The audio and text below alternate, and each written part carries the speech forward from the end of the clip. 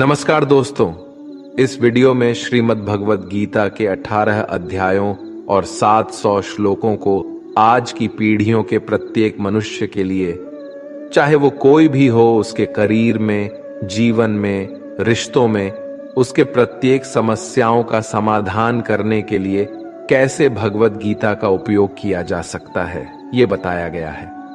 दोस्तों, यहाँ पूरे 18 अध्यायों को शामिल किया गया है और हर एक अध्याय की शुरुआत से पहले मैं आपको बताऊंगा कि उससे आपको क्या सीखने को मिलेगा। फिर उस अध्याय को बहुत ही आसान भाषा में आपको समझाया जाएगा और उसके बाद उससे होने वाले हमारे जीवन में सभी अच्छे परिणामों के बारे में आपको बताऊंगा। मित्रों, अगर आप सोचते हैं कि भगवद गीता में सिर्फ ये लिखा है कि भगवान की पूजा कैसे करते हैं, तो आप गलत है। क्योंकि भगवद गीता सिर्फ एक किताब या धार्मिक ग्रंथ नहीं है, बल्कि इसमें वो ज्ञान है जो इस पृथ्वी पर जीवन जीने वाले प्रत्येक व्यक्ति के लिए उपयोगी है। ये गीता हमें सिखाती है कि इस दुनिया में सपने कैसे पूरे किए जा सकते हैं, हमारी पर्सनैलिटी कैसे बनती है, कैसे पॉजिटिव एनर्जी बनाई जा सकती है, खुशी क्या होती है, बड़ी बड़ी प्रॉब्लम का सल्यूशन कैसे ढूंढा जा सकता है, डिसीजन कैसे लिए जा सकते हैं, ब्रेकअप के सदमे से कैसे निकला जा सकता है, इमोशनली स्टेबल कैसे बना जा सकता है, और भी ना जाने बहुत कुछ। जीवन के इस सफर में हम सभी अपने सपनों को पूरा करने की इच्छा रखते हैं और ये सच है कि हम सब कुछ अच्छी तरह से पाना चाहते हैं। हर कोई अपने करियर में तेजी से आगे बढ़ना चाहता है और करोड़पति बनने का सपना देखता है। हम सभी अपने जीवन में बहुत कुछ सीखना चाहते हैं और जीवन के हर पहलुओं को समझने की कोशिश करते हैं। ये गीता हमें जीवन जीने का सही तरीका बताती है, हमें यह जानने में मदद करती है कि मरने के बाद हमारे साथ क्या होता है, और ये भी बताती है कि ब्रह्मांड कैसे बना है और भगवान के अस्तित्व की गारंटी कैसे है। क्या हम पुनर्जन्म लेते हैं? क्या ये जीवन रियल है या एक भ्रम? लेकिन क्या हमने ये सोचा है कि हमारे सपनों को पूरा करने के लिए हमें बिना थके, बिना किसी मार्गदर्शन के, बिना सही दिशा के सफलता मिल सकती है? क्या हमारा मोटिवेशन इतना मजबूत होना चाहिए कि हम कभी हार ना माने? हमने कई बार देखा है कि हम जब कभी किसी मोटिवेशनल वीडियो को देखते हैं तो हमारा जोश तो बढ़ जाता है, लेकिन जैसे जैसे हम अपने कर्मों में लग जाते हैं तो वही हमारा उत्साह ही कहीं गायब हो जाता है। हमें अकेले काम करते समय मोटिवेशन की कमी महसूस होती है, तो इसलिए ये वीडियो लंबा हो सकता है, लेकिन यदि हम इसमें दिए गए रहस्य को समझ लें तो हमें किसी और मोटिवेशनल वीडियो की तलाश करने की आवश्यकता नहीं होगी और हमें अपने उस लक्ष्य की ओर बढ़ने में मदद मिलेगी जिससे हमें अपने जीवन में प्राप्त करना है। लेकिन ये समझने के लिए हमें ध्यानपूर्वक बैठकर इस वीडियो की बातों को सुनने और समझने का समय देना होगा। और अगर आप इस वीडियो को बीच में छोड़कर जाना चाहते हैं तो कृपया कर आप इसे स्किप कर दें, क्योंकि अधूरा ज्ञान नहीं होने से भी ज्यादा खतरनाक हो सकता है। और भगवान श्री कृष्ण ने गीता में कहा है कि हमें किसी को जबरदस्ती गुप्त ज्ञान नहीं देना चाहिए। तो दोस्तों, इस सवाल का जवाब दीजिए, इस पृथ्वी पर जो न केवल हमारी बल्कि ब्रह्मांड की वर्तमान और भविष्य की सबसे महान मोटिवेशनल स्पीकर है, उनका नाम क्या है? हाँ, यही सच है, वो है भगवान श्री कृष्ण। महाभारत के युद्ध के मैदान में भगवान श्री कृष्ण आज की तारीख से न जाने कितने ही युगों पहले एक ऐसा ज्ञान दिया था जो आज 21वीं सदी की दुनिया के लोगों की लाइफस्टाइल पर एकदम सही बैठता है। और ये जानकर के बड़े बड़े लोग, रिसर्च करने वाले हैरान हो जाते हैं कि ऐसा कैसे हो सकता है कि उस महाभारत के युद्ध के मैदान में दिए गए ज्ञान को पढ़कर महात्मा गांधी, अल्बर्ट आइंस्टाइन, अनी बेसेंट, सुनीता विलियम्स और स्वामी विवेकानंद और ना जाने कितने लोगों ने अपना जीवन बदल लिया। दोस्तों, इस भगवद गीता के ज्ञान में ही एक दुखी और हारे हुए धनुष नीचे गिरा देने वाले अर्जुन को महाभारत के युद्ध से पहले ही युद्ध का सर्वश्रेष्ठ विजेता बना दिया। आपके जीवन में जब खुद को सफलता की ओर बढ़ते हुए दिखाई देते हैं तो आपको ये महसूस हो सकता है कि आप अपने जीवन की सभी समस्याओं के सामने अर्जुन की तरह खड़े हैं और आपके लिए भी एक अद्वितीय गीता का ज्ञान उपलब्ध है और ये आपका अधिकार है कि आप उसे समझें और अपने जीवन में उसका मार्गदर्शन करें। भगवत गीता के अद्वितीय ज्ञान को समझकर आपको ये आश्चर्यजनक एहसास होगा कि ये अमूल्य ज्ञान हमें हमारे असली उद्देश्यों की ओर ले जाता है। ये किताब संस्कृत में भले लिखी गई है, लेकिन उसका अनुभव आपको हिंदी, इंग्लिश और अन्य भाषाओं में भी मिलेगा। मैं आपको इस अद्वितीय युद्ध के मैदान कुरुक्षेत्र में लेके जाऊंगा और यहां आपको समझा दूंगा कि आखिरकार क्यों भगवान ने अपना ज्ञान देने का निश्चय किया था। तो चलिए, हम कुरुक्षेत्र के युद्ध मैदान में हैं, जहां पर पांडव और कौरव युद्ध के लिए तैयार है और यहीं से भगवत गीता का पहला अध्याय शुरू होता है। पहला अध्याय अर्जुन विषाद योग, अर्थात अर्जुन की मानसिक दुविधा। दोस्तों, इस परम ज्ञान को जानने से पहले कमेंट में जय श्री राधे कृष्ण अवश्य लिख दीजिए और इस वीडियो से आपको कुछ भी सीखने को मिल रहा है तो वीडियो को लाइक करके चैनल को सब्सक्राइब कर लीजिए और बेल नोटिफिकेशन आइकन को ऑल पर सेट कर लीजिए। तो फिर चलिए आगे बढ़ते हैं। दोस्तों, इस पहले अध्याय से हम सीखते हैं कि कैसे हमारे जीवन में वो चीजें हैं जो हमें आगे बढ़ने से रोकती है। चाहे हमारे पास ज्ञान का बहुत बड़ा भंडार हो, हमारे पास काबिलियत हो, लेकिन फिर भी हम सही फैसला नहीं ले पाते और हमारे कार्य में सफलता नहीं मिल पाती। इसके साथ ही हम जानेंगे कि कैसे सपनों को हकीकत में बदलने के लिए मानव कैसे परिवर्तित हो सकता है। कौरवों में दुर्योधन के मन में खुशियों की अनगिनत उम्मीदें थीं। उसके पास बड़ी सेना थी, उसके पास गुरु द्रोणाचार्य और गुरु कृपाचार्य जैसे महान योद्धा थे। पांडवों की सेना में अर्जुन, भीम और पांडवों के पांचों भाइयों के साथ भगवान कृष्ण भी थे। अब ये युद्ध पूरी तरह से परिवार के बीच होने वाला युद्ध बना हुआ था।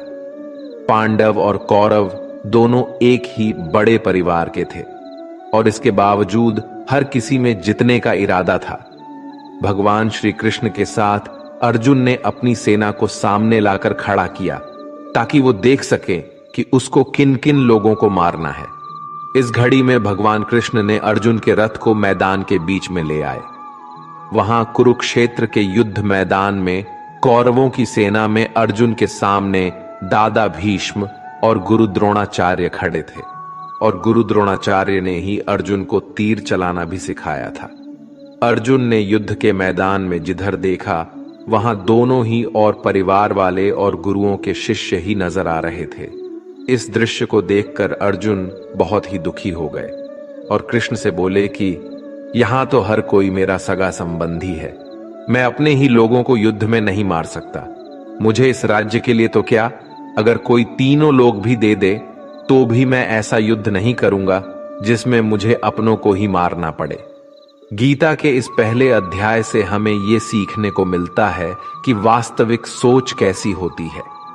हमें कभी कभी नहीं पता होता कि हमारे काम करने का इरादा क्या है, हम किस चुनौती का सामना करेंगे, और जब हम किसी बुरी स्थिति का सामना करते हैं तो हम संयम खो बैठते हैं, घबरा जाते हैं और अपना वास्तविक धर्म भूल जाते हैं। भले ही अर्जुन युद्ध कला में माहिर थे और वो युद्ध करने के लिए मैदान में धनुष उठाने की कला को सिखाने वाले गुरु द्रोणाचार्य के शिष्य थे, लेकिन वे अपने लगाव के कारण कर्म का सही फैसला नहीं ले पा रहे थे।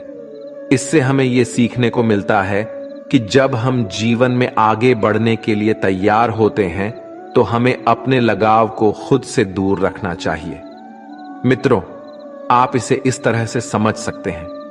मान लीजिए आपका दिल से किसी व्यक्ति से गहरा प्यार है, लेकिन वो व्यक्ति आपके प्यार को समझने का मन नहीं रखते।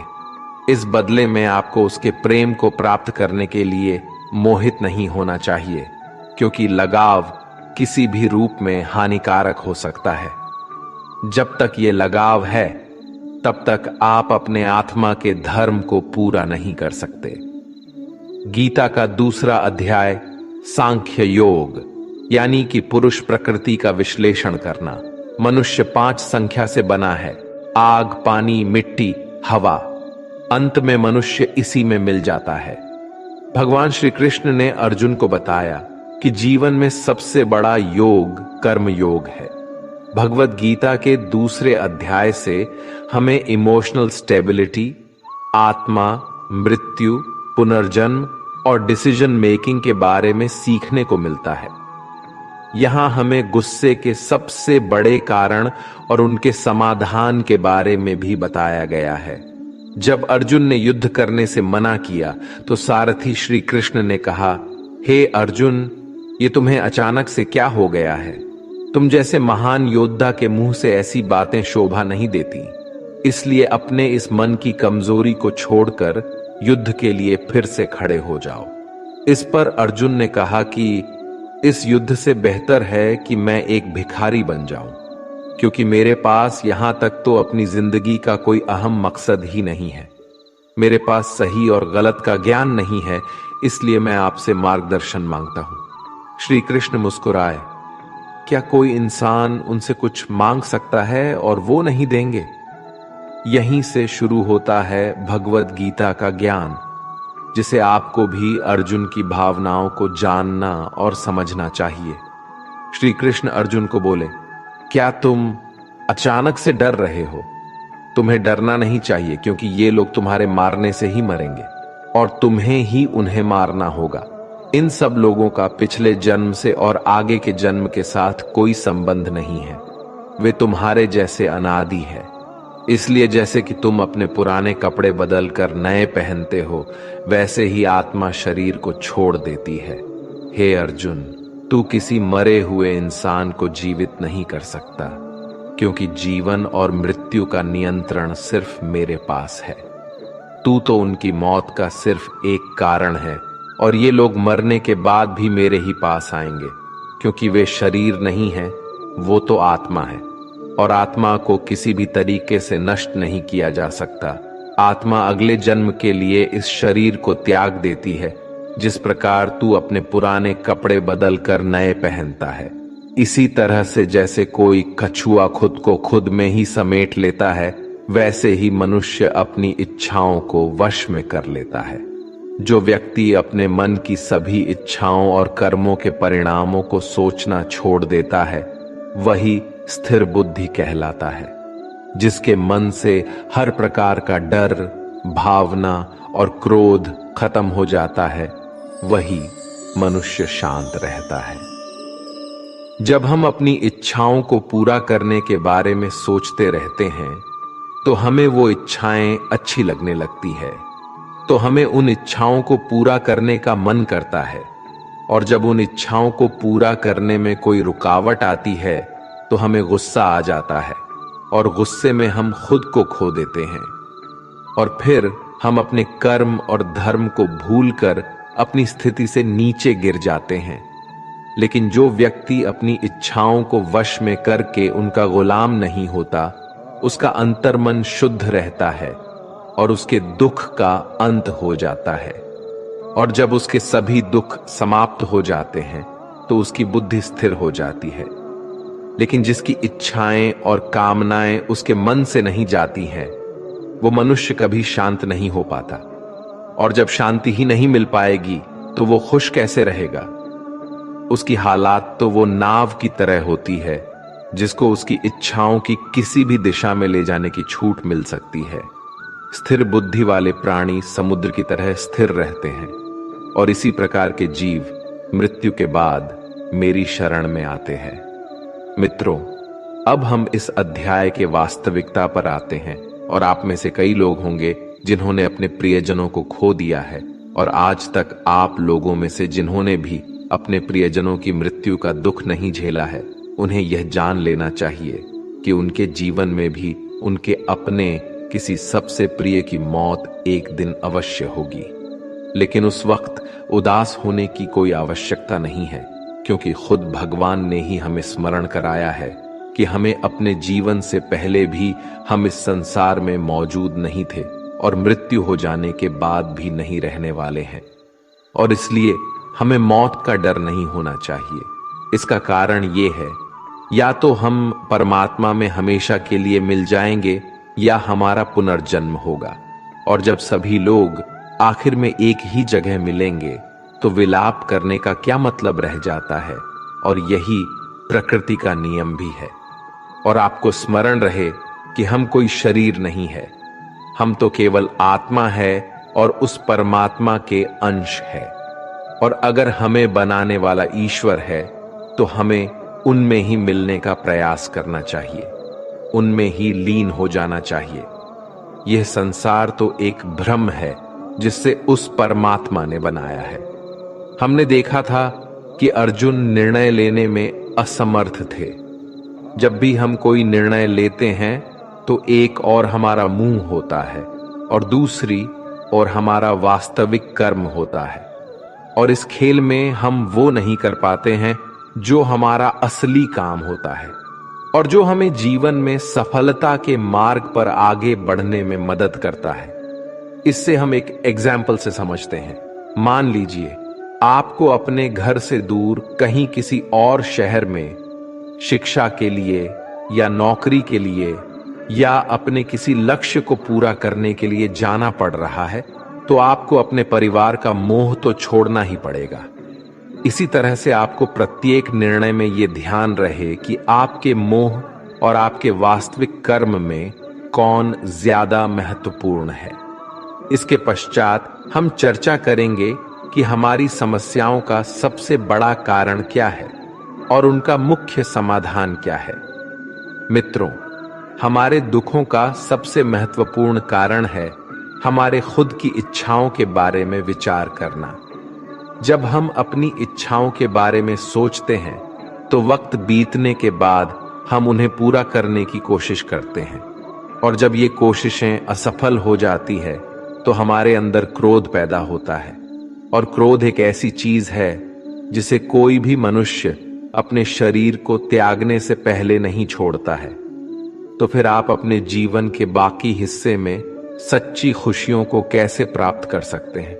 आप हमेशा अपने आप को समस्याओं से घिरा हुआ ही पाएंगे, क्योंकि ये दुनिया तो केवल आपकी खुद की छाया ही तो है।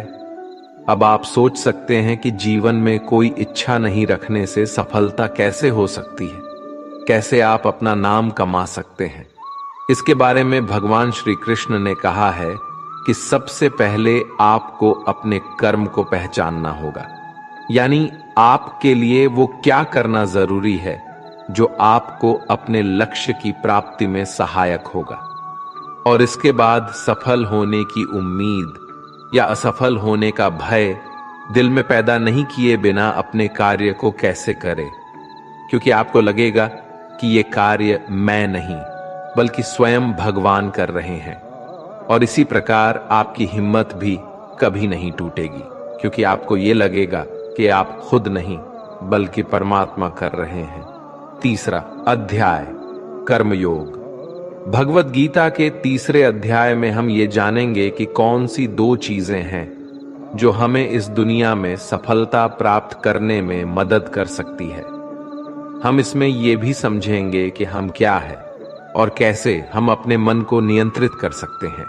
हम अपनी बुरी आदतों को कैसे छोड़ सकते हैं और अपनी मनचाही मंजिल कैसे प्राप्त कर सकते हैं।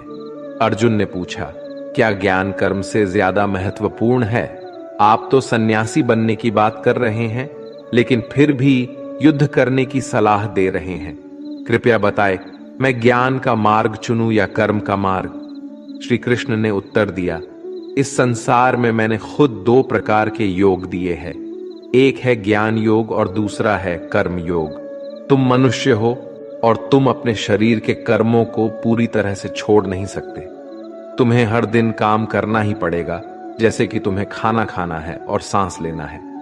और अगर तुम अपनी इच्छाओं को किसी भी प्रकार से रोकने की कोशिश करोगे तो तुम्हारे मन में कभी भी ये संदेह नहीं होने वाला कि तुम अपनी इच्छाओं के बारे में नहीं सोचोगे।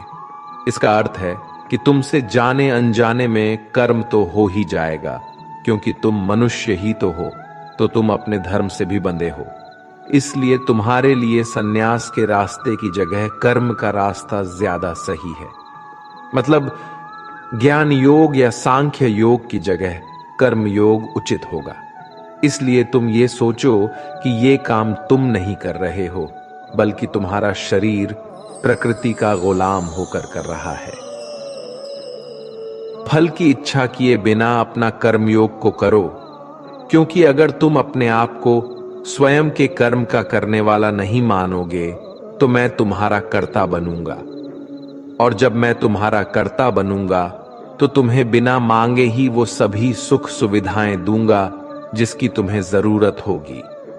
अगर तुमने बिना मेहनत किए ही सुख सुविधाओं और राज्य का भोग किया तो तुम एक चोर की भांति हो जाओगे और तुम कभी परमात्मा यानी कि मुझसे नहीं मिल पाओगे, मुझ में लीन नहीं हो पाओगे।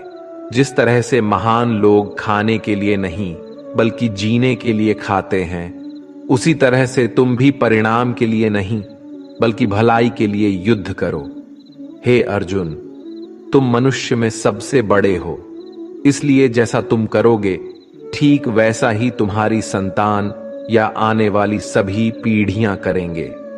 अर्जुन, तुम मुझको ही देख लो, मैं तो भगवान हूं। मुझे भला किसी काम को करने की क्या आवश्यकता है, पर मैं इसलिए अपना काम करता हूं क्योंकि मनुष्य की आत्मा मेरा ही तो एक छोटा सा हिस्सा है, और जैसा मैं करूंगा वैसा ही फिर मनुष्य करेगा, और इस तरह से तो पूरी सृष्टि ही नष्ट हो जाएगी। कोई अगर तुम्हारा साथ भी ना दे या तुम्हारी बुराई भी करे तो तुम उनको बिना कुछ कहे सिर्फ अपना कर्म करते जाओ, और ऐसा करने पर वो मनुष्य भी कुछ समय बाद तुम्हारे जैसा ही करना शुरू कर देगा।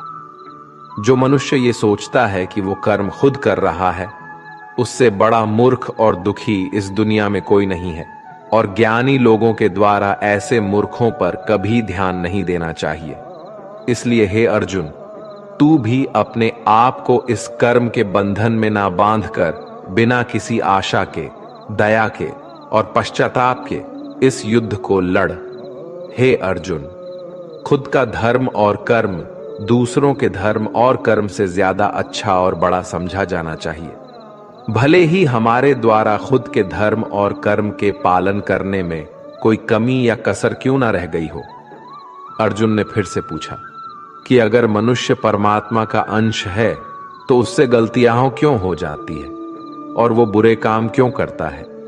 भगवान श्री कृष्ण बोले कि मनुष्य शरीर भोग विलास करना चाहता है, क्योंकि उसकी प्रकृति वैसे ही है जैसे अगर उसकी कामना पूरी नहीं होती तो वो गुस्से में आ जाता है, और जिस तरह धुएं की वजह से आग दिखाई नहीं देती, उसी तरह क्रोध और काम की वजह से मनुष्य को अपना कर्म, धर्म और ईश्वर दिखाई नहीं देते, और इसी वजह से क्रोध और कामनाओं में आकर मनुष्य अपनी इंद्रियों और मन पर कंट्रोल खो देता है और ना चाहते हुए भी बुरे काम और गलतियां कर बैठता है। हे अर्जुन, तुम हमेशा याद रखना, इस शरीर से ज्यादा शक्तिशाली है इसकी इंद्रियां, इंद्रियों से ज्यादा शक्तिशाली है मन, और मन से शक्तिशाली है बुद्धि, और बुद्धि से ज्यादा शक्तिशाली है तुम, यानी कि तुम्हारी आत्मा। इसलिए हे अर्जुन, तू अपनी आत्मा से अपनी बुद्धि को वश में कर तो तुम्हारी बुद्धि मन को वश में करेगी, और फिर मन तुम्हारे इंद्रियों को वश में करेगा, और इंद्रियां तुम्हारे शरीर को यानी कि तुम्हारे बुरे कर्मों को। मित्रों, श्री कृष्ण द्वारा कही गई बातों को अगर हम आज के परिवेश में देखें तो इस दुनिया में परिणाम दो चीजों से आती है, ज्ञान और कर्म, यानी कि नॉलेज और एक्शन। आज की दुनिया में हम दोनों चीजों को जोड़कर देखें तो हमारे लिए एक्शन भी उतनी ही जरूरी है जितना ज्ञान यानी कि नॉलेज। ज्ञान का मतलब ये नहीं है कि आप कुछ भी उठाकर पढ़ लिया, बल्कि नॉलेज का मतलब तो ये है कि आप ये सबसे पहले जान लें कि आपके लक्ष्य क्या है, आपकी काबिलियत और आपकी समस्या क्या क्या है, और इन सब को मिलाकर अपने लक्ष्य तक पहुंचने की आपकी प्लानिंग क्या क्या है। यह है आपकी ज्ञान यानी कि नॉलेज। इसके अलावा आपको एक और चीज ध्यान में रखनी है कि आप शरीर नहीं हो, आप केवल एक आत्मा हो। आपकी आत्मा यानी कि आप खुद अपनी अच्छी बुरी भावनाओं, अपने विचार से भी बहुत ऊपर हो। और अगर आप इस तरह से सोचोगे तो अवश्य ही आपकी समस्याएं दूर हो जाएंगी और वो बहुत छोटी लगने लगेगी। इस अध्याय में आगे बढ़ने पर हम दूसरे रास्ते के बारे में जानेंगे। श्री कृष्ण कहते हैं कि हमें कभी ये नहीं सोचना चाहिए कि कर्म हम कर रहे हैं, हमें ये सोचना है कि हमारे द्वारा ईश्वर कर रहे हैं। और जब हम इस तरह से सोचेंगे तो हमारे जीवन में दो अच्छे प्रभाव होंगे। पहला ये कि आप अपनी मेहनत के परिणाम को लेकर आपको कोई भी टेंशन नहीं होगी, और दूसरा ये कि आप अपने मन को स्थिर करके सबसे ज्यादा मेहनत करने लगोगे। सभी शब्दों की बजाय ये आपको समझना चाहिए कि आपको कभी भी अपने कर्मों के परिणामों पर खुश या दुखी होने का अधिकार नहीं है, क्योंकि श्री कृष्ण के उपदेशों के अनुसार मनुष्य को केवल कर्म करने का अधिकार है। इसके साथ ही आप किसी भी बुरी आदत से कैसे मुक्त हो सकते हो, इसका विचार करें। इसे बहुत ही सरल शब्दों में समझाया जा सकता है। आप अपने आप को भगवान का छोटा सा अंश अर्थात आत्मा ही समझे, और इसके बाद आप जब अंतर ध्यान से यानी अपने आत्म के ध्यान से अपने मस्तिष्क को नियंत्रित रखोगे और मस्तिष्क से अपने मन को, और फिर जब आपका मन आपके शारीरिक इंद्रियों को नियंत्रित कर लेता है तो बुरी आदतों को छोड़ना कुछ भी मुश्किल नहीं होगा। अध्याय 4 ज्ञान कर्म संन्यास योग यानी सगुण भगवान का प्रभाव और कर्मयोग का विषय। भगवत गीता के 4थे अध्याय से हमें यह ज्ञात होता है कि भगवान कब और किस रूप में पृथ्वी पर आते हैं, और यहां तक कि गुरु से ज्ञान कैसे प्राप्त किया जा सकता है और ज्ञान क्यों जरूरी है। श्री कृष्ण ने अर्जुन से कहा, है अर्जुन, मैंने इस महान गीता ज्ञान को बहुत पहले बताया था, लेकिन समय के साथ वो ज्ञान समाप्त हो गया है। इस पर अर्जुन श्री कृष्ण से पूछते हैं, कृपया बताइए कृष्णा, आप तो अब वर्तमान काल में हैं, तो आप बहुत पहले के समय में ऐसा कैसे कर सकते हैं। श्री कृष्ण ने उत्तर दिया, हे अर्जुन, तुझे ये नहीं पता कि तेरे और मेरे कितने जन्म हो चुके हैं। जब इस संसार में धर्म का अस्तित्व संकट में होता है, तब मानव रूप में अधर्म का नाश करने के लिए इस धरती पर आता हूं और कर्म करके अपने शरीर को यहीं छोड़कर वापस जाता हूं। जैसे कोई शिष्य मुझे अत्यधिक प्यार करता है, उसी तरह से मैं अपने शिष्यों से अत्यधिक प्यार करता हूं। हालांकि मैंने इस संसार को बनाया है, लेकिन मैं ये नहीं सोचता कि ये मेरे द्वारा बनाया गया है। इसलिए मनुष्य को कर्म करते समय ये कभी नहीं सोचना चाहिए कि मैं कर रहा हूं। वो मनुष्य जो किसी कर्म के फल और सुख दुख के परे होकर कर्म करता है, वही सबसे बड़ा है। जिसके पास अपने शरीर पर कोई अहंकार नहीं होता, वो अपनी इंद्रियों को नियंत्रित करता है, वही व्यक्ति सबसे श्रेष्ठ होता है। और अर्जुन जो इस भूमि पर खुश नहीं रह सकता, वो कहीं भी खुश नहीं रहता। इसलिए किसी मनुष्य को अपने गुरु को पहचान कर अपनी इंद्रियों को नियंत्रित करके अपने लोग को छोड़कर उनकी सेवा करने का प्रयास करना चाहिए, ताकि वे उनसे वो ज्ञान सीख सके जिससे कि बड़े से बड़े पापी भी मेरी शरण में आ सकते हैं। जिस प्रकार आग सूखी हुई लकड़ी को जला देती है, उसी तरह से गुरु से प्राप्त किया गया ज्ञान अज्ञानता को दूर कर देता है। हमेशा कर्म करने वाला और हमेशा मेरी में श्रद्धा रखने वाला ही मुझे प्राप्त कर सकता है।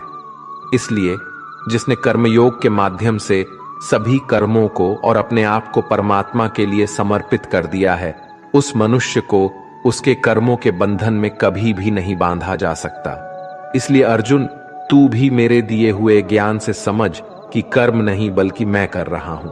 दोस्तों, इस 4थे अध्याय में स्पष्ट रूप से कहा गया है कि जब भी मानवता का नाश होता है तो नेगेटिव ऊर्जा लोगों में अत्यधिक होती है। तब तक भगवान किसी भी रूप में आकर धर्म को पुनः स्थापित करते हैं। इसमें यह भी बताया गया है कि अगर किसी से आपको कुछ सीखना है तो सबसे पहले आपके मन में उसके प्रति सम्मान होना चाहिए, कोई लालच नहीं होना चाहिए और बुरी भावना भी नहीं होनी चाहिए। और ये ज्ञान प्राप्त करना और सीखना हमारे लिए क्यों आवश्यक है और इसका कारण क्या है? हम अगर किसी क्षेत्र में हो तो स्वाभाविक रूप से बताया जा सकता है कि हमें उस क्षेत्र के गुरु से ज्ञान प्राप्त करना होगा। और ज्ञान वो तरीका है जिससे इस जीवन में अपने लक्ष्य से और उस जीवन में आपके परमात्मा से मिल सकता है। अध्याय 5, कर्म संन्यास योग। भगवत गीता के 5वें अध्याय में कर्म संन्यासियों का वर्णन किया गया है और हम जानेंगे कि अपने लक्ष्य को कैसे प्राप्त किया जा सकता है और कैसे हमारे शरीर ने हमें आलस्य में बांधने की कोशिश की। अर्जुन ने कहा, है श्री कृष्ण, मैं अभी भी ये नहीं समझ पा रहा हूं कि मेरे लिए कर्म अच्छा है या कर्मों से संन्यास। तो श्री कृष्ण ने उत्तर दिया, देखो अर्जुन, संन्यास और कर्म वे दो अलग अलग मार्ग हो सकते हैं, लेकिन दोनों का ही लक्ष्य तो समान है और वो है परमात्मा। जो व्यक्ति अपने मन को भटकने नहीं देता, जो कर्म करके भी यही समझता है कि कर्म उसने नहीं किया है बल्कि ये तो परमात्मा ने किया है, और जो सभी जीवों को उसी परमात्मा का हिस्सा मानता है, वो मनुष्य मरने के बाद परमात्मा में ही मिल जाता है। महान व्यक्ति अपने प्रत्येक कार्य को, अपने विचारों को स्पष्ट करने और दूसरों के हित के लिए ही करते हैं। परमात्मा कभी भी मनुष्यों को बुरे काम करने के लिए नहीं प्रोत्साहित करता, बल्कि लोग खुद ही अपने क्रोध और मोह में आकर बुरे कार्य करते हैं और फिर उसी प्रकार से उनके फल सुनिश्चित हो जाते हैं। मैं तो बस उनका प्रतिफल उन्हीं को वापस देता हूं। तुम अपने शरीर को चाहे कितना ही आनंदित कर दो, इसके इच्छाएं तब भी पूर्ण नहीं होती। इसलिए अर्जुन, तेरे जैसे बुद्धिमान व्यक्ति को शरीर की इच्छाओं में मन नहीं लगना चाहिए। इस संसार का असली मूल्य होता है वो जिसने अपने शरीर का नाश होने से पहले अपने क्रोध का नाश कर लिया हो, जो संपूर्ण प्राणियों का हित करता है, जिसका मन किसी भी कार्य में नहीं बनता और जो अपने भटकते हुए मन को एक जगह केंद्रित करके परमात्मा को याद करता है, वही व्यक्ति सुखी भी है और परमेश्वर सहित सभी के प्रिय भी। इसलिए हे अर्जुन, ये इंद्रियां, मन, बुद्धि, इच्छा, आशा, डर और क्रोध ही तेरे शत्रु हैं, इन्हें छोड़ दो। दोस्तों, हमारी बॉडी अर्थात हमारा शरीर हमेशा आराम से रहना चाहता है, लेकिन क्या आपने कभी सोचा है कि अगर इसमें आत्मा नहीं होती तो क्या होता? हम अक्सर अपने शरीर को ही अपनी पहचान मान लेते हैं। हम कहते हैं ये मेरी आंखें हैं, ये मेरे हाथ है, और जब हमारा शरीर हमें आराम करने के लिए बोलता है तो हम सो जाते हैं। लेकिन क्या आप ये सोच सकते हैं कि शरीर आपकी बुद्धि पर भारी हो गई है, इसलिए आपको यह समझना होगा कि आप एक आत्मा है और आपको अपनी बुद्धि से अपने शरीर को चलाना होगा। दोस्तों, जो रास्ते भगवत गीता में दिखाए जा रहे हैं वे मानवों को परमात्मा से मिला देते हैं। अगर आप इन सभी बातों को अपने जीवन में अपनाते हैं तो आप अपने सपनों को पूरा करने की दिशा में एक कदम आगे रहोगे। दोस्तों, जैसा कि कहा गया है कि भगवान की प्राप्ति के लिए मन को वश में करना बहुत जरूरी है, ठीक उसी तरीके से आपको अपने जीवन में भी मंजिल पाने के लिए मन को वश में करना बहुत ही आवश्यक है। श्रीमद् भगवत गीता अध्याय 6, आत्म संयम योगा। भगवत गीता के 6ठे अध्याय में हम जानेंगे कि एक योगी क्या होता है और योगी कैसे बनते हैं। अर्थात आज के जीवन में वो व्यक्ति जो अपने जीवन में महत्वपूर्ण कुछ करना चाहता है, इसके साथ ही हम ये भी जानेंगे कि क्या होता है अगर आपने इस जीवन में बहुत मेहनत की लेकिन फिर भी आपका सपना पूरा नहीं हुआ। श्री कृष्ण बोले, केवल अपने सांसारिक कर्मों को त्यागने वाला ही योगी नहीं होता। इसका मतलब है कि योगी वही होता है जो अपने कर्मों को त्याग कर आत्मा की ओर बढ़ता है। उसका मार्ग सफलता की ओर जाता है, चाहे फिर भी उसे कोई भी मुश्किल का सामना करना पड़े। योगी अपने उद्देश्य को हासिल करने में सफल होता है, क्योंकि उसका मन परमात्मा की ओर होता है। वो व्यक्ति जो करने योग्य सभी कार्य को पूरी ईमानदारी से निभाता है, उसके फल की प्राप्ति की लालसा नहीं करता, वही असली योगी कहलाता है। जो व्यक्ति अपने मन पर विजय पा लेता है, उसके लिए संसार में और कुछ जितने की अत्यंत आवश्यकता नहीं होती, और जिसका मन इधर उधर चलता रहता है, उसके लिए संसार में कुछ भी प्राप्त करना सरल नहीं होता, क्योंकि हमारा प्रिय मन हमारा साथी होता है, और अगर हम उसके गुलाम बन जाते हैं तो वो हमारा सबसे बड़ा दुश्मन बन जाता है। जो व्यक्ति अपने मन के और संसार के किसी भी विचार या वस्तु से प्रभावित नहीं होता, और जो मित्र, शत्रु, महात्मा, पापी, जीव, जंतु आदि के प्रति समान दया भाव रखता है, वही योग्य की वास्तविक पहचान होती है। इसलिए हे अर्जुन, और जब इस प्रकार का योग भाव आता है तो किसी भी आशा के बिना, किसी भी डर के बिना अपने मन को मित्र बनाकर उसे मेरे ध्यान में समर्पित होना चाहिए। वो योगी उचित आहार और नींद उतना ही लेता है जितना आवश्यक हो, जो हमारे शारीरिक और मानसिक स्वास्थ्य के लिए महत्वपूर्ण है। इस प्रकार का योगी अपने शब्दों पर सदा स्थिर रहता है, जैसे कि शांत हवा में दीपक की लौ स्थिर होती है। जब जब उसका मन भटके, तब तब उसे वही इच्छा को वश में करके पूरा मन को संयमित करना चाहिए। और जब योगी इस पूरे ध्यान की अवस्था में आ जाता है, तो बड़े से बड़ा दुख भी उसको उसके स्थान से नीचे नहीं गिरा सकता।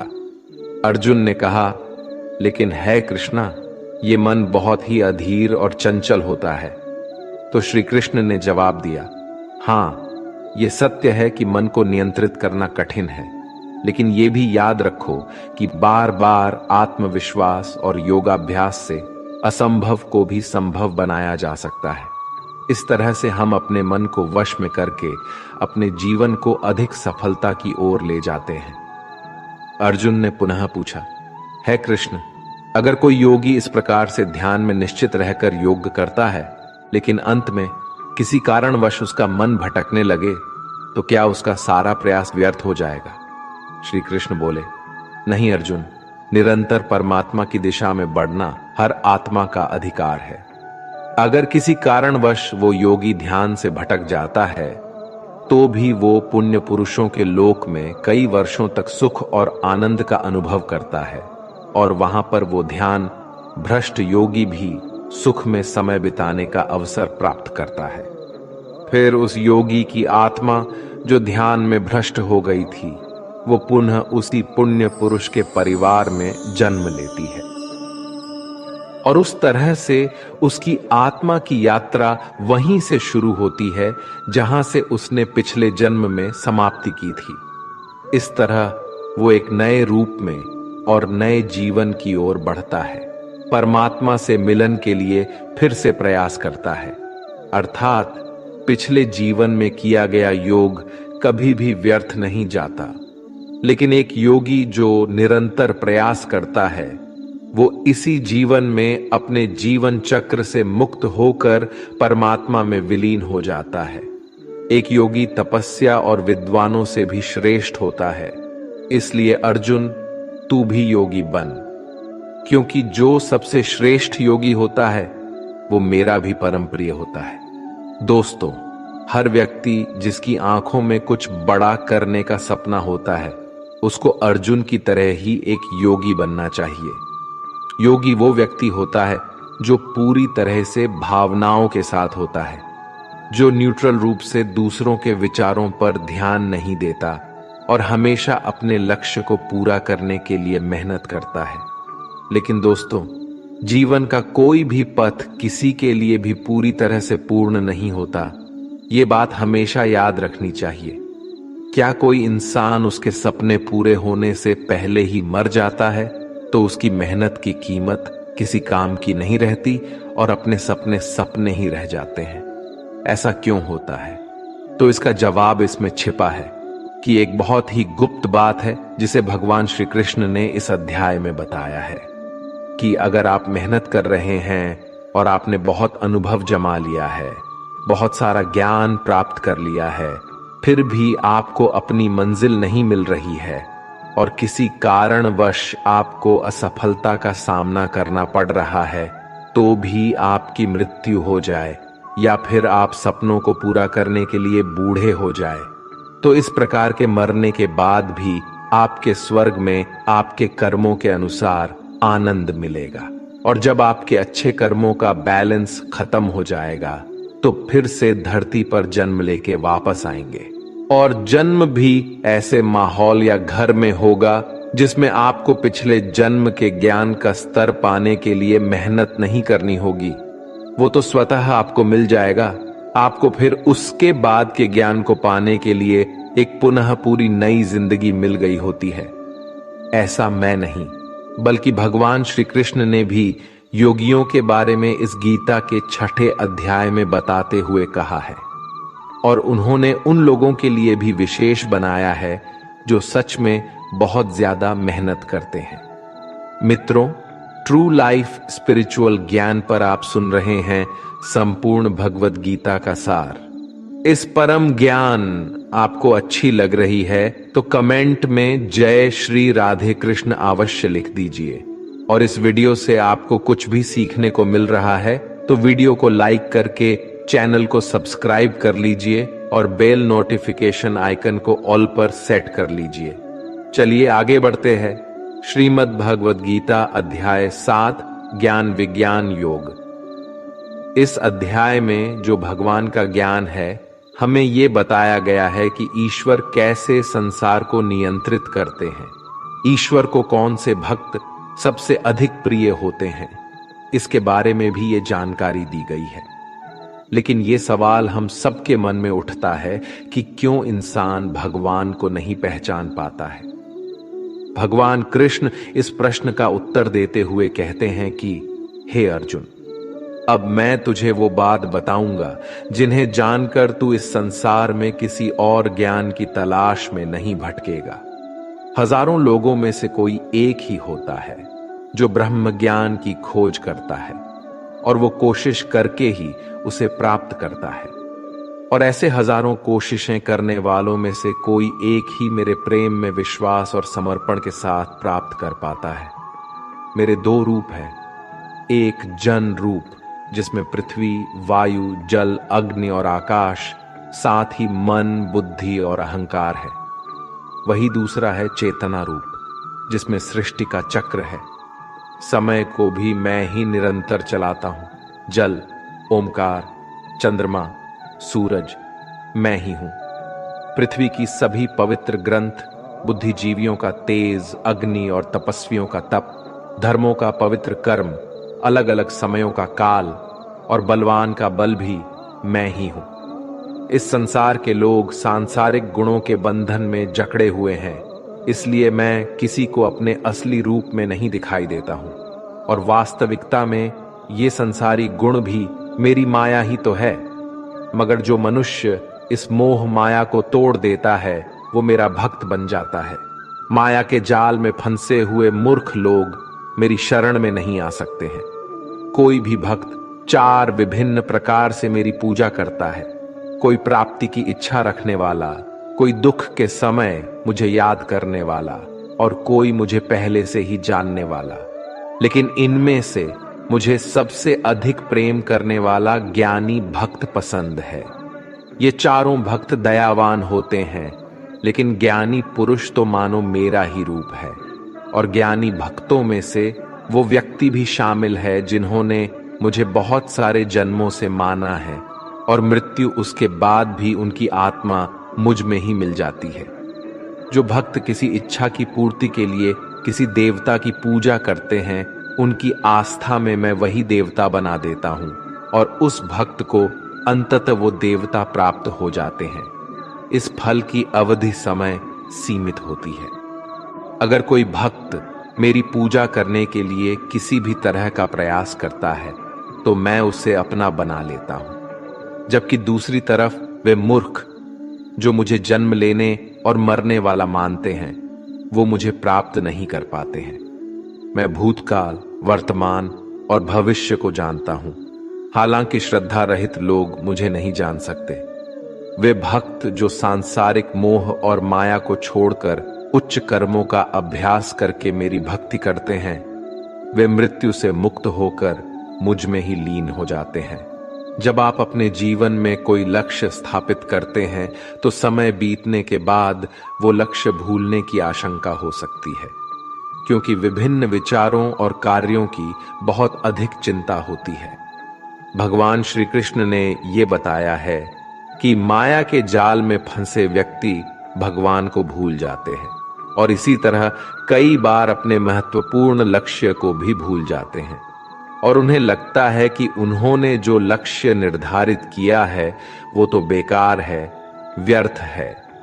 वो सोचते हैं कि लाइफ तो केवल मजे लेने के लिए है, क्या पता कल रहूं ना रहूं, और इस तरह की सोच रखने वाले व्यक्ति को गीता में मूर्ख कहा गया है, जो इतना भी नहीं जानते ये जो डिस्ट्रैक्शन है या ये जो भटकाव है ये मेहनत करने वालों को बस आजमाता है और ज्यादातर लोग इसी भटकाव में बंद करके रह जाते हैं।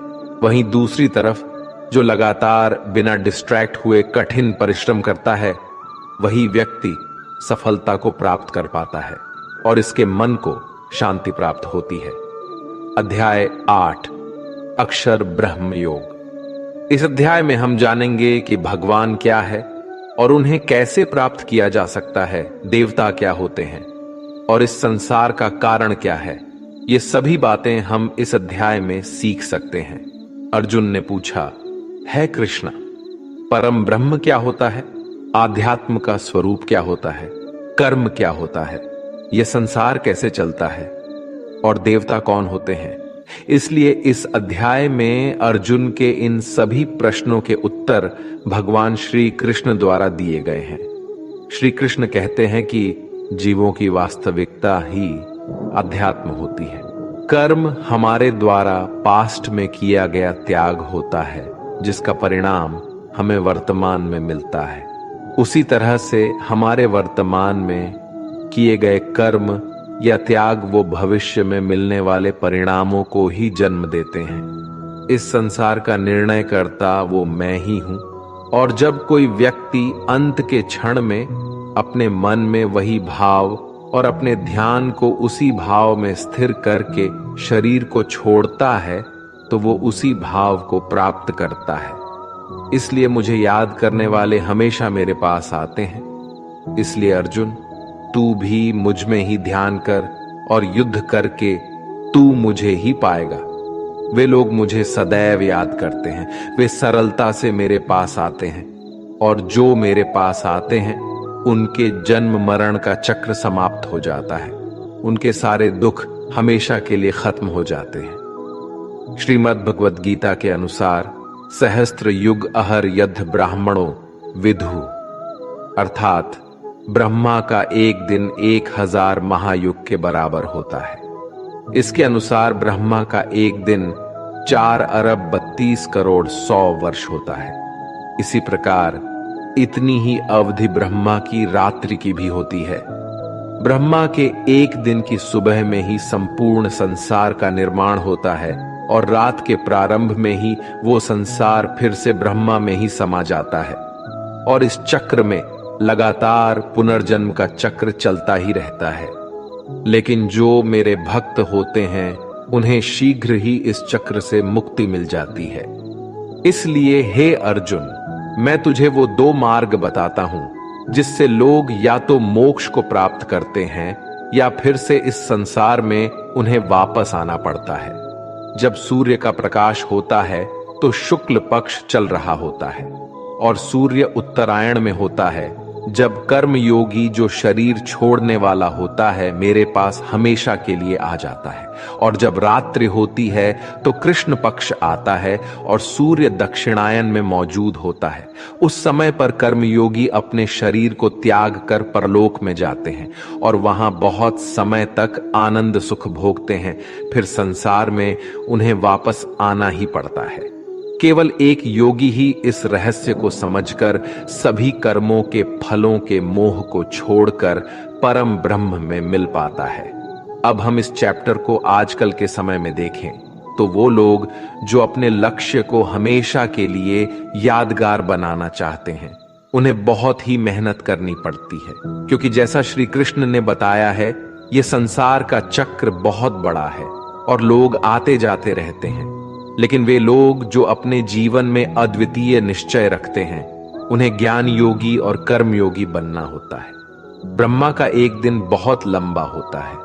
इसका मतलब है कि यह ब्रह्मांड बहुत पहले से मौजूद है और बहुत आगे तक चलेगा, और हमारा जीवन इस ब्रह्मांड के सामने बहुत छोटा होता है। इसलिए हमें ऐसा नहीं होने देना चाहिए कि हम सिर्फ अपने सपनों में खो जाएं और ब्रह्म के दिन की शाम हो जाए। अध्याय 9 राजविद्या राजगुह्य योग। ये अध्याय हमारे मानसिक और आत्मिक जीवन को उसके स्वभाव और दिव्यता के साथ जोड़ता है और उसके मध्य संतुलन को बनाए रखना सिखाता है। इस अध्याय में हम ये भी जानेंगे कि जब हम अलग अलग देवी देवताओं की पूजा करते हैं तो इससे क्या होता है, तो ऐसा क्यों करते हैं और उसके परिणाम क्या होते हैं। श्री कृष्ण कहते हैं वो मनुष्य जो मुझ में श्रद्धा नहीं रखते वो इस संसार में बार बार दुख झेलने के लिए आते जाते रहते हैं। मैं इस संसार को बार बार उत्पन्न और समाप्त करता हूं। मैं ही मनुष्यों को उनके कर्मों के अनुसार फल देता हूं, पुनर्जन्म देता हूं। लेकिन मुझे अपने कार्य का कोई भी घमंड नहीं है। मैं ऐसा करते हुए भी इस कर्म के बंधन में नहीं फंसता। सब कुछ करते हुए भी मैं नहीं मानता कि मैं कुछ कर रहा हूं। मेरी माया जाल में फंसने वाले और मुझे समझने में असमर्थ लोग और बेकार की आशा और निरर्थक काम करने वाले लोग हमेशा इसी संसार में बंधे रहते हैं। वो वेदों को पढ़कर स्वर्ग की प्राप्ति के लिए मेरी पूजा करते हैं। वे लोग इंद्रा के स्वर्ग के सुख का आनंद उठाते हैं, लेकिन उनके स्वर्ग के सुख तब तक ही बने रहते हैं जब तक कि उनके मानव जीवन के पुण्य समाप्त नहीं हो जाते हैं। और जब उनके पुण्य समाप्त हो जाते हैं तो उन्हें फिर से इसी पृथ्वी पर जन्म लेने का अवसर मिलता है। किंतु जो मुझे मतलब परमेश्वर को ही सब कुछ मानकर अपने कर्म फल को त्याग कर निरंतर प्रेम करते हैं, मैं उनकी न केवल सभी आवश्यकताओं को पूरा करता हूं बल्कि उन्हें सदैव मेरी शरण में स्थान देता हूं। भूतों और पितरों को पूजने वालों का ज्ञान कम होता है और वो फिर से इस मृत्युलोक में आते ही है। इसलिए अर्जुन, यदि तू कुछ भी कर्म करता है और दान देता है तो उसे मुझ में स्मरण करके कर, तो वो मुझे ही प्राप्त हो जाएगा। मेरे लिए प्रिय और अप्रिय सब बराबर है। यहां तक कि अगर कोई बहुत ही अत्याचारी हो, चाहे स्त्री हो या पुरुष, चाहे राजा हो या भिखारी, वो मुझ में ही समर्पित होकर इस अनंत सागर को पार कर पाता है। इस प्रकार अगर तू खुद को मुझ में अर्पित करेगा तो मैं ही तुझे प्राप्त होऊंगा। मित्रों, इस अध्याय में श्री कृष्ण कहते हैं कि जो कोई भी भक्त सच्चे मन से किसी ईश्वर में पूजा और आदर उस ईश्वर के प्रति रखता है तो मैं उसके इस भक्ति को उस ईश्वर से जोड़ देता हूं। अध्याय 10 विभूति योग। ये अध्याय बहुत ही महत्वपूर्ण है क्योंकि इस अध्याय में भगवान श्री कृष्ण अपने दिव्य रूप की महत्वपूर्ण चर्चा करते हैं और अर्जुन को उनकी महिमा का दर्शन कराते हैं।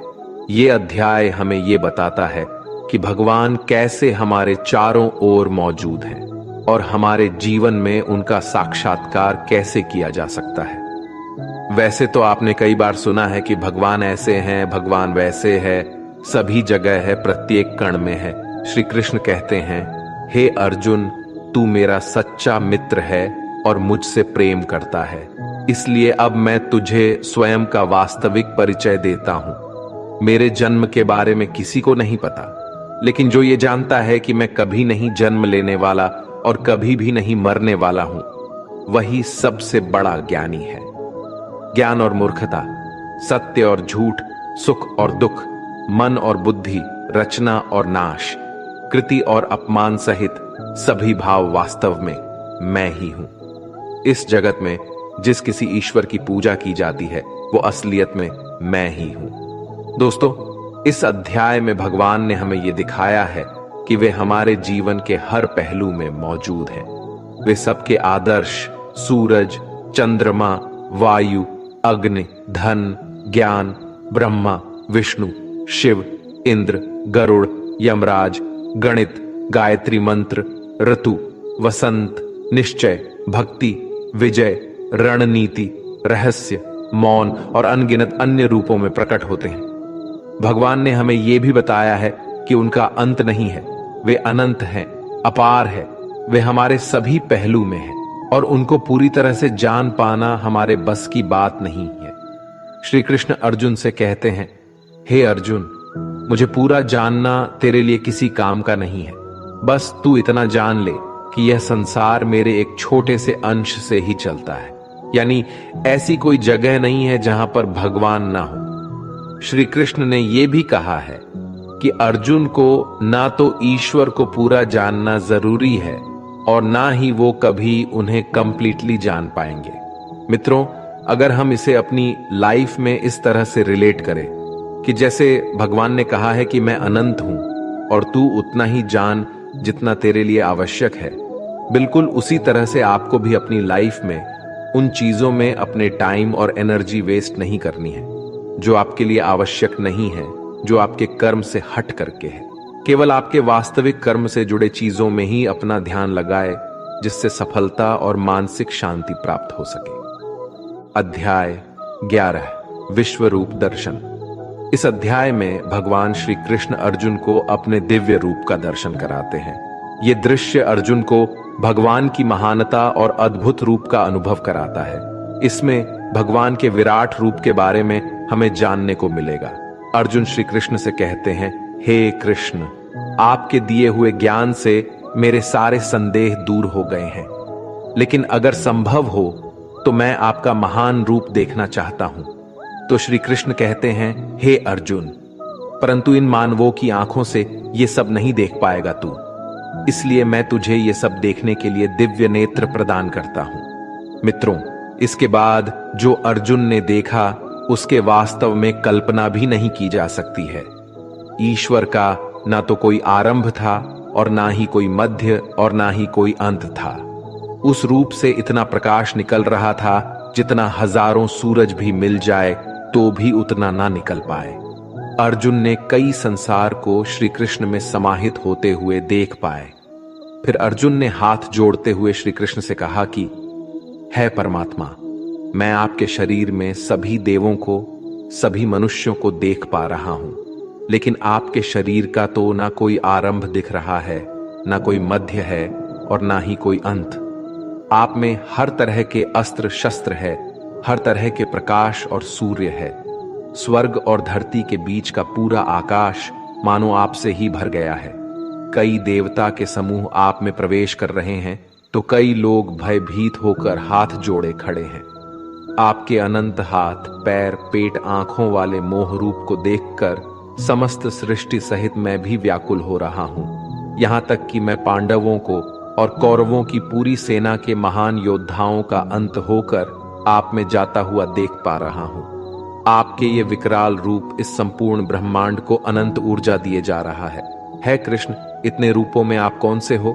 मैं आपको कैसे पहचानूं? फिर श्री कृष्ण कहते हैं, मैं तो हर जगह हूं और मैं ही समय हूं। इन सभी योद्धाओं की मौत को पहले ही लिख चुका हूं। तू तो सिर्फ इनकी मौत का कारण है, मारने वाला तो मैं ही हूं। यह सुनकर अर्जुन के चेहरे पर थोड़ा डर दिख रहा था, पर अर्जुन धैर्य के साथ बोले, है परमात्मा, आपका ये रूप देखकर अब मुझे पता लग गया कि क्यों योगी महर्षि देवता जैसे ही आत्मा है आपका पूजन क्यों करते हैं। आप तो सत्य और असत्य से भी ऊपर हो। आपके इस रूप की व्याख्या करने के लिए मेरे पास शब्द ही नहीं है। आप ही इस संसार के पालनकर्ता और विनाशक हो। आपको हर दिशा से नमस्कार है, स्वीकार कीजिए, क्योंकि ना तो कोई आपका आदि है और ना ही अंत। आपको कोटि कोटि नमन। हे प्रभु, मुझे भय है कि मैंने अज्ञानता में आपको मित्र कृष्ण कहा है और कई बार लोगों के सामने आपका मजाक भी उड़ाया है। मुझे आपके इस सत्य का पता नहीं था, इसलिए अगर संभव हो तो आप मुझे क्षमा कीजिए। जैसे पिता पुत्र को क्षमा कर देता है, उसी तरह आप भी मुझे क्षमा कर दीजिए। हे प्रभु, आपके इस रूप को देखकर मैं खुश भी हो रहा हूं और मैं भयभीत भी हूं। अतः कृपा करके आप अपना प्रसिद्ध चतुर्भुज विष्णु रूप के दर्शन दीजिए, जिसमें आपके मुकुट, चक्र और गदा के साथ आपको देखने की अभिलाषा है। फिर श्री कृष्ण कहते हैं कि हे अर्जुन, मैंने तेरे आग्रह पर वो रूप दिखाया है जिसको आज तक कोई मनुष्य नहीं देख पाया है और ना ही कभी देख पाएगा। तू मेरे इस रूप को देखकर इतना व्याकुल मत हो जाना और भयभीत भी मत हो जाना। और अब तेरी ये इच्छा भी पूरी कर रहा हूं। अब तू मेरी चतुर्भुज विष्णु रूप देख। भगवान श्री कृष्ण ने इस प्रकार से अपना चतुर्भुज रूप अर्जुन को दिखाया और उसका साहस बनाया और अनंत रूप से अर्जुन की व्याकुलता को भी दूर किया। अब अर्जुन कहते हैं कि हे कृष्ण, अब मैं आपके इस रूप को देखकर मुझे तृप्ति मिल गई है। तो फिर कृष्ण बोले, अर्जुन, जो चतुर्भुज रूप तुमने अभी देखा है, उसे देखने के लिए तो देवता भी कामना करते हैं। इस चतुर्भुज रूप को किसी भी यज्ञ, दान, तप और वेद से देखा जा सकता है, परंतु अर्जुन, जो तेरी तरह मेरा परम भक्त है, वो अंत में मुझे ही प्राप्त होता है। इसलिए ये रूप तुम देख पाए हो। मित्रों, गीता के इस अध्याय से आप आज के टाइम में भी ये सीख सकते हो कि अगर हम सच्चे मन से मेहनत करते हैं तो कई बार सफलता को पाने के बाद हमें लगता है कि हमने इतनी मेहनत कर ली, और जब सफलता आती है और तब लगता है कि ये तो ज्यादा ही मिल गया, मैंने तो इतना मेहनत नहीं किया था। और मित्रों, यही महान लोगों का एक सद्गुण होता है कि वो मेहनत तो करते हैं, लेकिन उनको यह भी आभास नहीं होता कि कितनी मेहनत कर लिया उन्होंने। यही महान लोगों की महान सोच होती है। अध्याय 12, भक्ति योग। इस अध्याय में भगवान हमें बताते हैं कि भक्ति के माध्यम से ही हम उन्हें प्राप्त कर सकते हैं। हमें भगवान के प्रति विश्वास, प्यार और समर्पण दिखाना चाहिए। इससे हमें ये सीखने को मिलता है कि हमें भगवान के प्रति भक्ति और प्यार बढ़ाने का प्रयास करना चाहिए। जो व्यक्ति हर तरह के सुख और दुख, वस्त्र और मित्रता, लाभ और हानि, मोह और इच्छा, हर तरह के मौसम से दूर रहता है और सभी प्राणियों को एक समान नजरिए से देखता है, और जो अपने मन और इंद्रियों को पूरी तरह से वश में रखता है, वही परम आनंद को पाता है। जो निंदा और प्रशंसा को एक समान समझता है, किसी भी स्थान पर किसी भी आहार के साथ रह सकता है, वो भक्त मेरे लिए बेहद प्रिय है। और उनमें से भी जो निष्काम भाव से अपने कर्म मेरी सेवा में लगाते हैं, वही भक्त मेरे लिए श्रेष्ठ है। इस अध्याय में हमें यह भी सिखाया गया है कि हमें अपने पूर्व अनुभवों से सीखने की कोशिश करनी चाहिए। एक छात्र या एक व्यक्ति जो अपने जीवन में कुछ महत्वपूर्ण करना चाहता है, उसे कम खाना चाहिए और हर प्रकार की भावनाओं के साथ होना चाहिए। खुद के लक्ष्य को कैसे प्राप्त करना है, केवल यही सोचना चाहिए, और ये तभी प्राप्त हो सकता है जब हम भगवान के प्रति विश्वास, प्यार और समर्पण करते हैं। अध्याय 13, क्षेत्र क्षेत्र विभाग योग। इस अध्याय में भगवान हमें आत्मा और शरीर के बीच के अंतर की बात करते हैं। हमारी आत्मा शरीर के परे है और हमें इसे समझना चाहिए। ये हमें सिखाती है कि हमारे शरीर से भी ज्यादा हमारी आत्मा ज्यादा असली है और हमें इसके साथ मिलकर जीना चाहिए। इस अध्याय से हमें यह ज्ञान मिलता है कि कैसे हमारे कर्मों के परिणाम की रचना होती है। श्री कृष्ण हमें बताते हैं, ये शरीर एक क्षेत्र है, जैसे कि खेत एक क्षेत्र होता है। खेत में हम बीज बोते हैं और उसके सही समय पर फल होता है। इसी तरह हमारे जीवन में भी हम कर्म के बीज बोते हैं और उसका सही समय पर हमें फल मिलता है। इसलिए शरीर को क्षेत्र कहा गया है। इस क्षेत्र और क्षेत्रज्ञ के ज्ञान को विभिन्न तरीकों से विद्वानों द्वारा व्याख्या किया गया है, जिसमें 5 महाभूत, मन, बुद्धि, अहंकार और सभी इंद्रियां शामिल हैं। साथ ही सुख, दुख, चेतना, शरीर, धैर्य और विकार भी इसमें शामिल है। श्री कृष्ण कहते हैं, परम ज्ञान क्या होता है? इसका उत्तर मैं तुझे दूंगा। मानव में कोई भी गुण हो, वो गर्व करने योग्य नहीं होता। हमें किसी भी प्राणी को सताने का कोई अधिकार नहीं है। हमें दूसरों के प्रति क्षमा भाव रखना चाहिए। हमें गुरु की सेवा करनी चाहिए। हमारी मन और वाणी में सरलता होनी चाहिए। हमारे मन और सभी इंद्रियों को पूरी तरह से नियंत्रित होने चाहिए। हमें खुद को किसी भी भावना में नहीं बहने देना चाहिए। हमें संतान, जीवन साथी, घर और धन में मोह नहीं करना चाहिए। हमें अच्छे और बुरे में समान भाव रखना चाहिए और ऐसे लोगों से दूरी बनानी चाहिए जो किसी के साथ स्वार्थपूर्ण होते हैं। हमें एकांतवास में अपने मन को शुद्ध करना चाहिए और हमें परमेश्वर में पूरी तरह समर्पित और ध्यान मग्न रहना चाहिए। हे अर्जुन, अब मैं तुझे परम ब्रह्म के बारे में कहूंगा जो सर्वव्यापी है। वो सब इंद्रियों के साथ भी इंद्रियों के बिना है और वो निर्गुण होकर भी सभी गुणों के साथ है। वो सभी सजीवों और निर्जीव में है।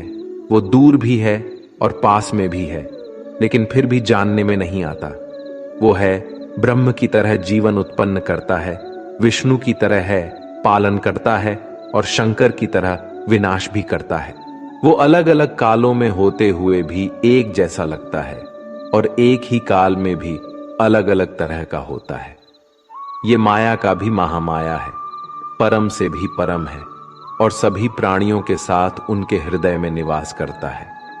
परंतु इसके बाद भी ये जानने योग्य है कि हे अर्जुन, इस प्रकृति और पुरुष का भी कोई आरंभ नहीं है, क्योंकि प्रेम और घृणा और तीनों तरह के गुण, यथार्थ, सतर्ज और तम भी प्रकृति से ही आते हैं। कार्य और कार्यों को करने वाली इंद्रियां भी प्रकृति से ही उत्पन्न होती है।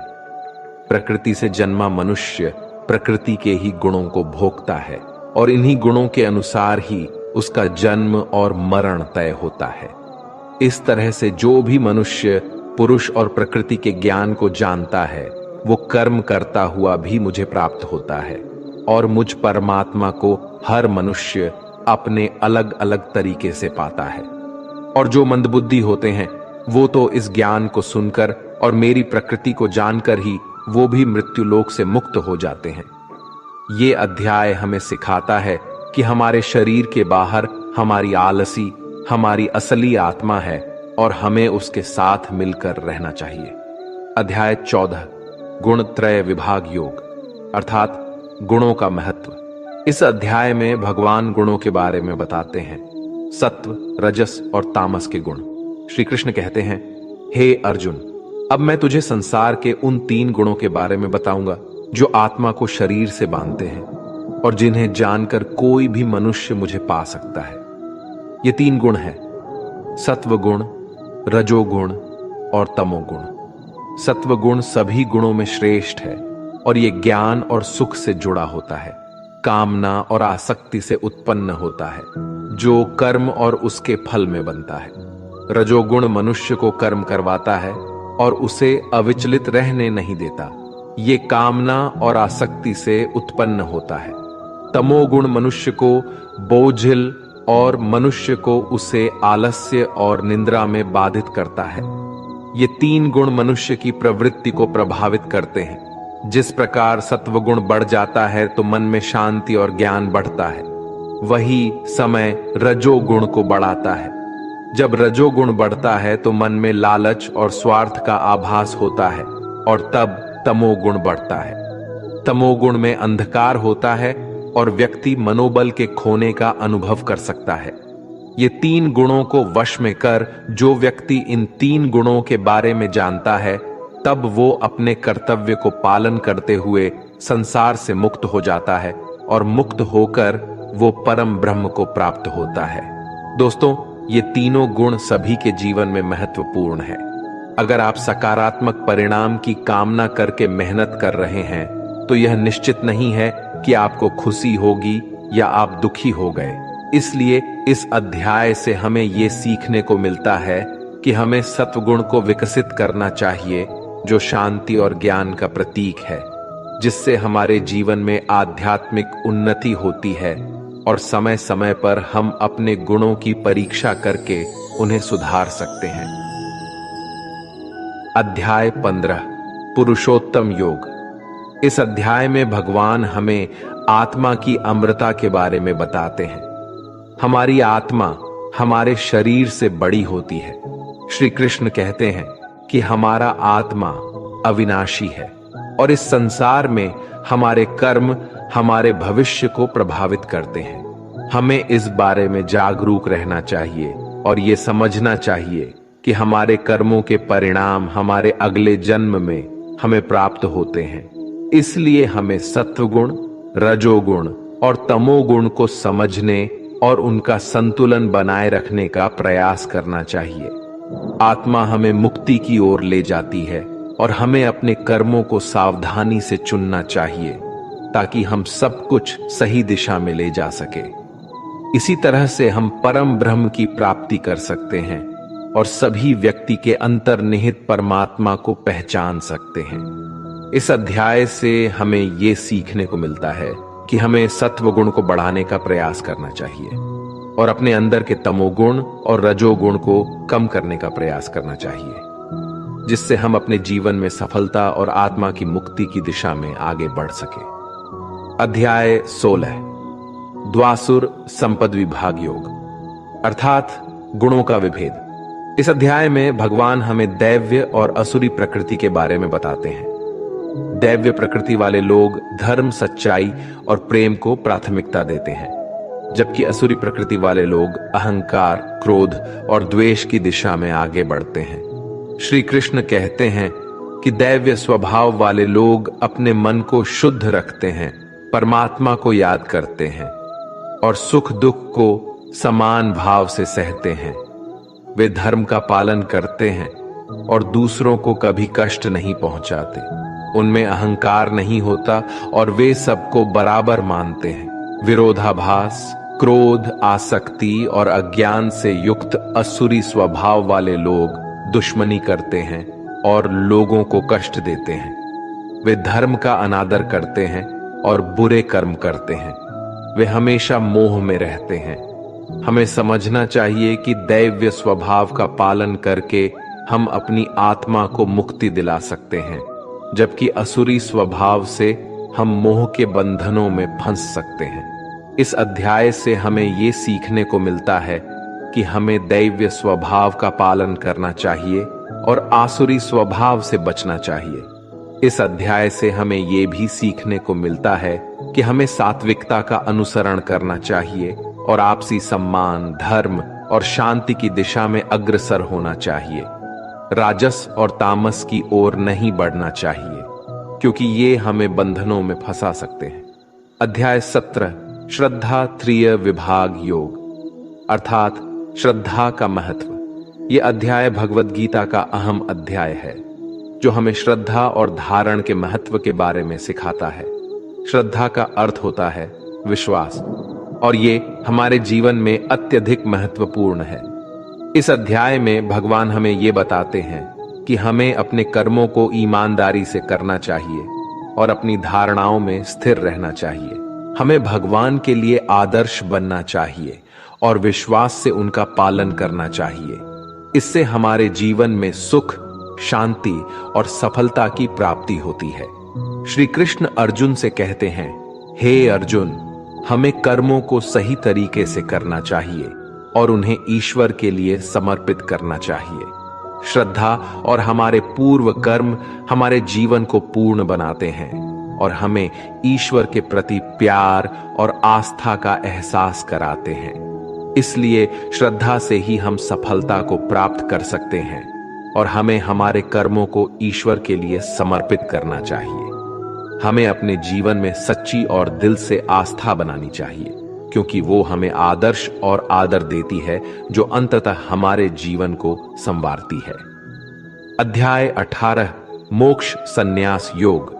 दोस्तों, इस अध्याय में हमें त्याग और संन्यास के बीच परस्पर संबंधों के बारे में बताया गया है और इसलिए ये अध्याय बहुत ही ज्यादा महत्वपूर्ण हो जाता है, क्योंकि त्याग और संन्यास के रास्ते भी मोक्ष की प्राप्ति की जा सकती है। अब वो कैसे? चलिए इस अध्याय में जानते हैं। वास्तव में त्याग और संन्यास एक ही है।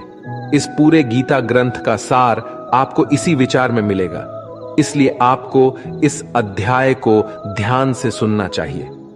अर्जुन ने सवाल किया, हे कृष्णा, मुझे त्याग और संन्यास के बारे में जानना है, कृपा करके इसके बारे में बताइए। श्री कृष्णा ने कहा, हे अर्जुन, इस संसार में कुछ लोग कर्मों के फलों को छोड़ने को ही त्याग कहते हैं, और अगर कर्मों को ही त्याग दें तो उसको संन्यास कहते हैं।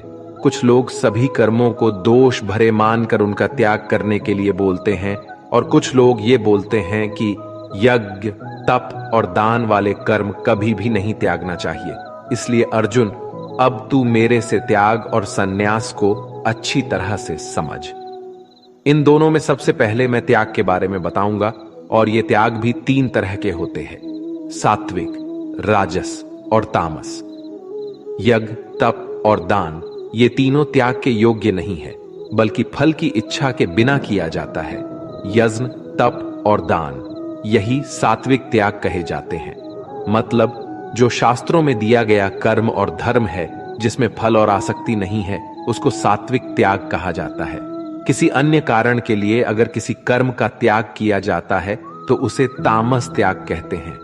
जो व्यक्ति किसी भी काम से ना तो प्रेम करता है और ना ही नफरत करता है, वही सच्चा त्यागी होता है। मनुष्य शरीर कितना भी प्रयास कर ले, वो फिर भी पूरी तरह से कर्म को छोड़ नहीं सकता, जैसे कि सांस लेना। इसलिए कर्मों के फलों को छोड़ देना ही सच्चा त्याग होता है। जो लोग कर्म फलों का त्याग इस संसार में नहीं करते, उनके कर्म फल मृत्यु के बाद भी उनका पीछा नहीं छोड़ते। इसीलिए कर्मों के फलों को छोड़ देना ही सच्चा त्याग होता है। जो लोग कर्मों के फल को छोड़ने का ये मार्ग नहीं चुनते, उनके कर्म फल मृत्यु के बाद भी उनके साथ रहते हैं। इसलिए हमें अंततः अपने कर्म के फल की कामना को त्याग देना चाहिए। दोस्तों, अगर इस वीडियो से आपने कुछ भी सीखा हो तो कमेंट में जय श्री राधे कृष्णा अवश्य लिख दीजिए, और वीडियो को लाइक और शेयर कीजिए, और चैनल को सब्सक्राइब करके बेल नोटिफिकेशन आइकॉन को ऑल पर सेलेक्ट कर लीजिए। धन्यवाद।